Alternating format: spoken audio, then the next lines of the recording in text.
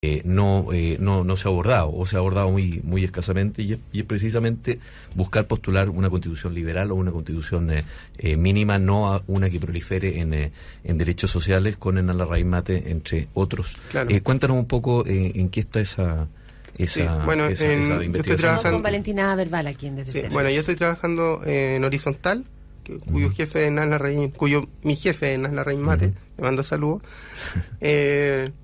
Y bueno, en Horizontal y en Evópolis, que Horizontal es el centro de estudios vinculado a Evópolis, entonces somos como hermanos, decidimos meternos en el tema constitucional y no solo proponer reformas, como ocurrió con los programas de Matei, por ejemplo, y antes con Alamán, reforma de la actual constitución, sino meternos a apoyar la idea de una nueva constitución.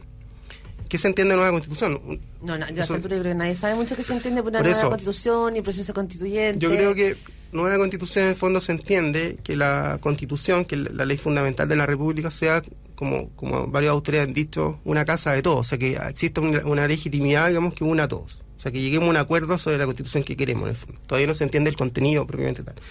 Para que eso se logre, para que lleguemos a un consenso, tenemos que dejar fuera en lo que no estamos de acuerdo en el fondo. No todos estamos de acuerdo, por ejemplo, que tengan que haber tantos derechos sociales, digamos, pero sí estamos de acuerdo que, por ejemplo, no se puede encarcelar arbitrariamente a una persona como... La constitución de ahora, ¿por qué te parece mala? ¿Qué es lo que te parece mal de esta constitución de ahora, del 80? O del 97, o del 2000. Yo creo ¿por qué cambiarla y no seguir, claro, no solamente perfeccionarla? A ver, ahí hay que hacer una aclaración. Yo también he estado investigando cuándo empezó como a tornarse ilegítima la constitución para la concertación. Y en verdad es claro que digo porque es un tema que quiero trabajar más, que en realidad durante los 20 años de la concertación no consideró ilegítima la constitución. No, la consideró ilegítima de origen, pero al mismo tiempo estimó que se había legitimado gracias a las reformas que se habían hecho a partir del 89 y el 2005, sobre todo. Y yo leí autores incluso después del 2000, hablan de que hay que reformar la constitución, de que hay que seguir perfeccionándola, hacerla más democrática. Todavía, incluso después del 2005 se decía, todavía hay ciertos aspectos que la hacen un poco autoritaria, pero nadie hablaba de nueva constitución como de cero, y menos de asamblea constituyente. Esto empezó a partir del 2011 con el movimiento estudiantil, y especialmente, y eso me he dado cuenta leyendo a varios autores con Fernando Atria, etcétera, especialmente por el hecho de que lo que no aceptó la concertación, hoy nueva mayoría, es que en el fondo el modelo económico que ellos administraron fuera ahora administrado a partir del 2010, digamos, por la derecha, por Piñera. Ellos decían, no estamos de acuerdo totalmente con el modelo económico, lo que llaman... Valentina, y no había también, todas estas cosas tienen un contexto, a veces se nos olvida, la vida tiene un contexto. Y durante esa buena etapa, digamos, de los años de la concertación, la Constitución tenía muy diseñado que este era un régimen cívico-militar. Y los militares tenían, y no sé si tienen hoy todavía, un nivel de influencia enorme. Ahora se nos olvida que uno puede bajarse en el centro de Santiago, ver un camión de militares y no te da miedo. Pero hasta el año 2098 todavía mucha gente se le apretaba el estómago. Había un régimen cívico-militar. Sí, yo creo y que eso marcaba también una... De hecho creo que todavía, mira, lo que... la reforma del 2005, la llamada Constitución de Lagos, reformó el Consejo de Seguridad Nacional, que tenía integración de militares mayoritariamente, y además ellos convocaban el Consejo de Seguridad Nacional. Eso obviamente era totalmente irregular y totalmente anti el principio de subordinación militar, o de supremacía civil, como se llama, ¿cierto? Ahora algunos autores, digamos, sostienen que igual el Consejo de Seguridad Nacional, el hecho de tener integración militar, aunque no tienen mayoría y no pueden convocar el Consejo, sino solo el presidente, también es una irregularidad. Yo también lo comparto.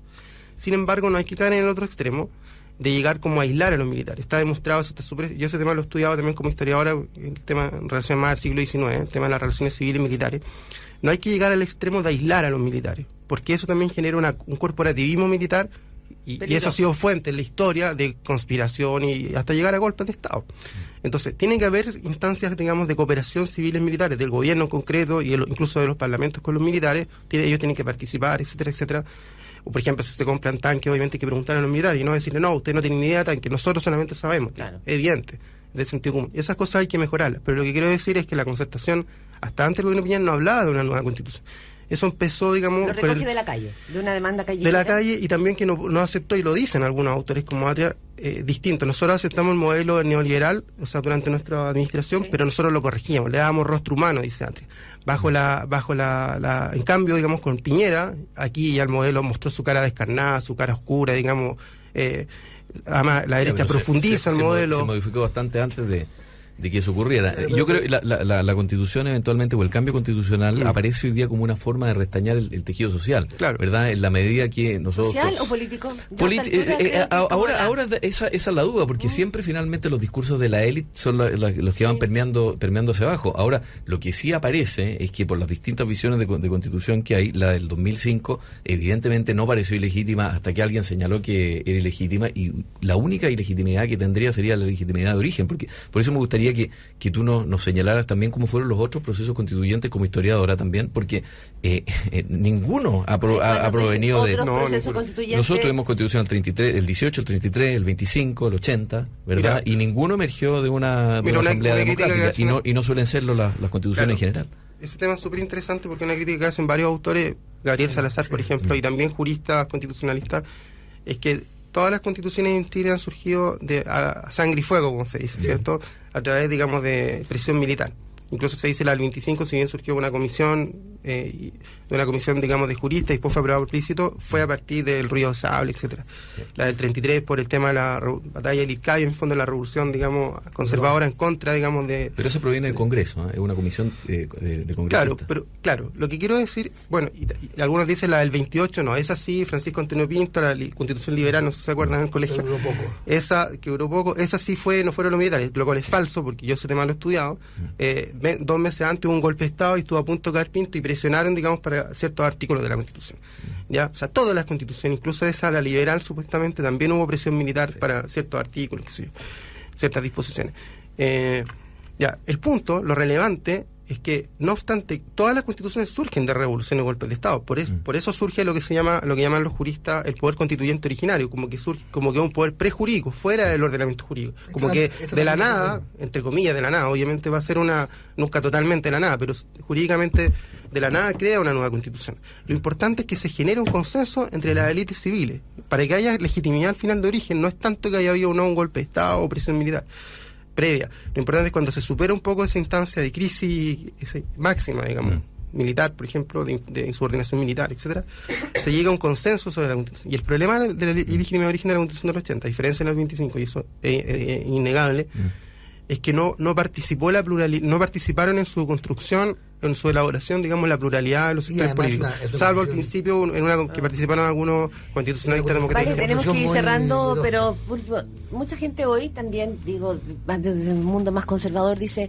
¿para qué? No hay condiciones, dicen, en un país que está más bien crispado, en que hay una clase política con poca legitimidad, en que hay una situación en la calle que más bien está buscando temas como de justicia social, de igualdad de oportunidades, de plantear una nueva constitución porque los intereses están difusos, son muchos y amplios. Y para terminar, ¿tú crees que es necesario en Chile hoy una nueva constitución o habría que esperar que baje un poquito el agua? Yo creo que para la ciudadanía, para la masa, como se dice, no es un tema relevante la Constitución, y lo dicen las encuestas, eso es verdad. ¿Sí?